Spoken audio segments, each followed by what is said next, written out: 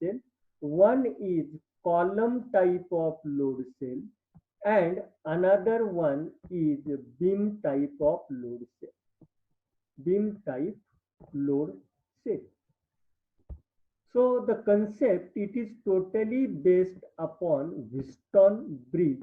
No doubt, in both the aspect, we people are using the strain gauge as an transducer. Okay, so in both the aspect, we people are using the strain gauge as an measuring sensor. So this strain gauge is, when we people are using the strain gauge, actually strain gauge is used in a Wheatstone bridge. Okay, so this is the structure of your Wheatstone bridge, and as it is the passive transducer, we people are providing an excitation voltage that is nothing but EX. So this is your excitation voltage, which is fixed one. Here we people are having the resistance R1, R2, R3, R4 as an example, and the bridge output will be taken, sorry, not over here, here actually.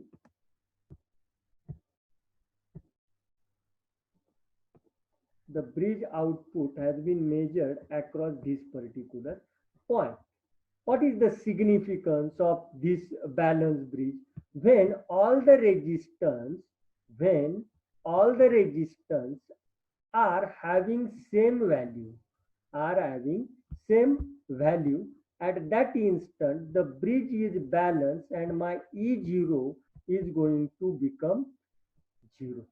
E0 is going to become 0. This indicates that bridge is a balanced one. Bridge is balanced one. Now, if suppose there is a change in the resistance, so R, this which I have specified, is nothing but R1, R2, R3, R4. All these values are having the same value of the resistance. At that time, I am going to get the voltage output that has been generated as a 0. However, if suppose there is a change in the resistance which has been specified as your delta R for R, then your delta R2 for R2, and likewise. So this delta R for all R is nothing but it is change in the resistance that has been taken place due to the change in the resistance of the arms of Wheatstone bridge. These are nothing but the arms of Wheatstone bridge, and here we people are either using a fixed resistors in some of the legs and strain gauges or the variation in the resistance or resistance sensors in the two bridges. In the two bridges. So at the last moment, I have specified that in entire all the legs of the Wheatstone bridge can be replaced. All the legs of the Wheatstone bridge can be replaced by your strain gauge.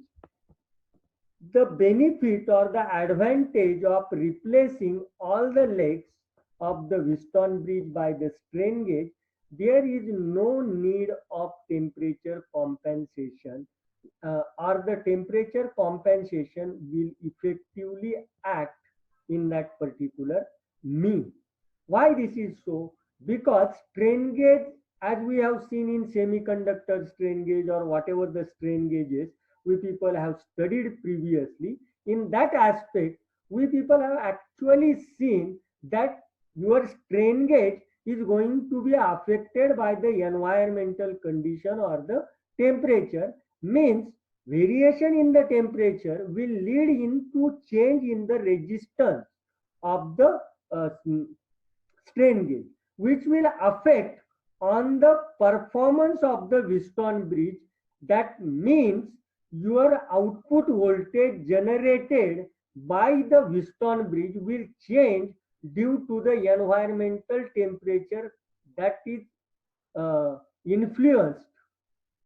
Okay, so here when we are using all four strain gauges, because in a load cell, that is your beam type or column type, we are using the four strain gauges, and you even can utilize all the legs of the Wheatstone bridge to implement or to uh, place the strain gauges in all the four legs of the Wheatstone bridge.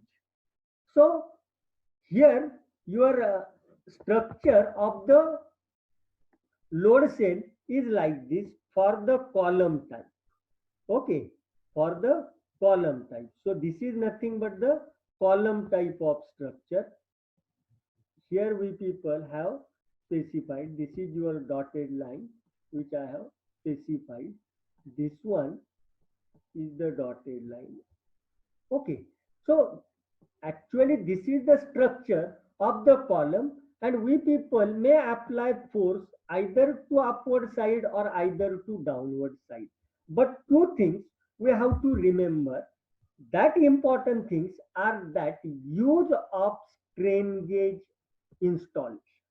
Strain gauge installation. So how we people are installing the strain gauge? Now I will consider this particular part. So this part is represented like this. So placement of my strain gauge for this aspect will be like this, and for the another point, this is my one point and this is the second point, likewise third and fourth front side I have considered. So over here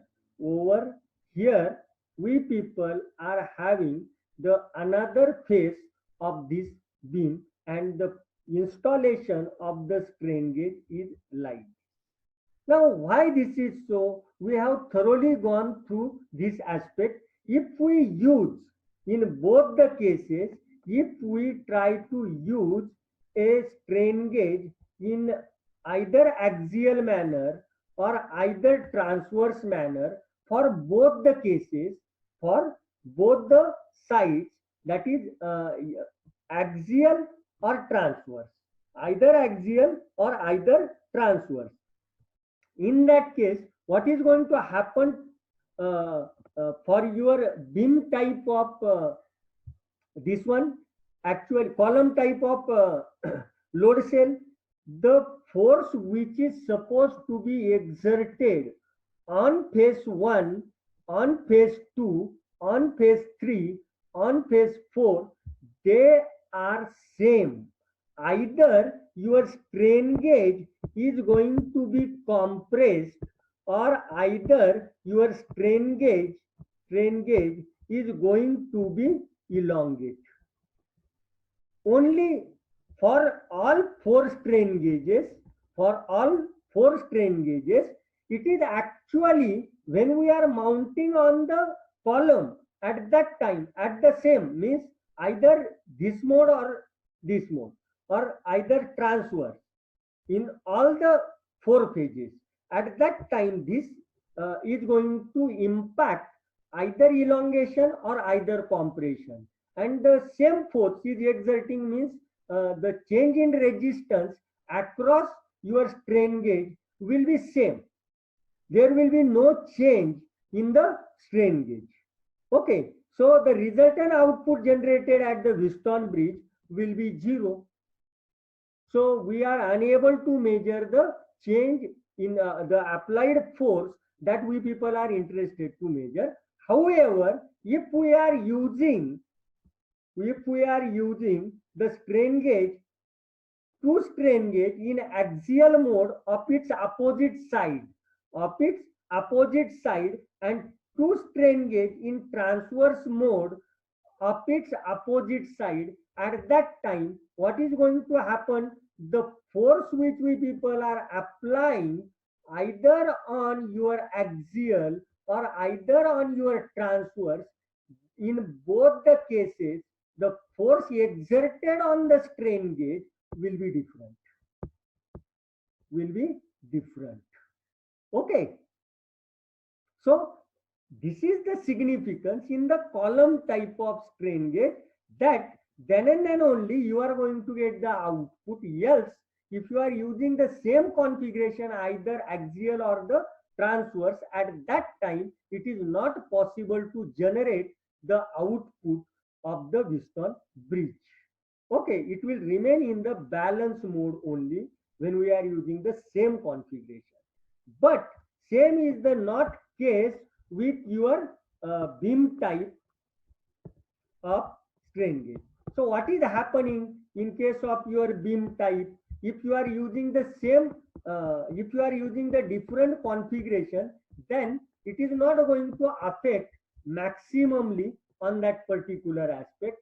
However, if suppose this is the base, and to this particular base we have used a string.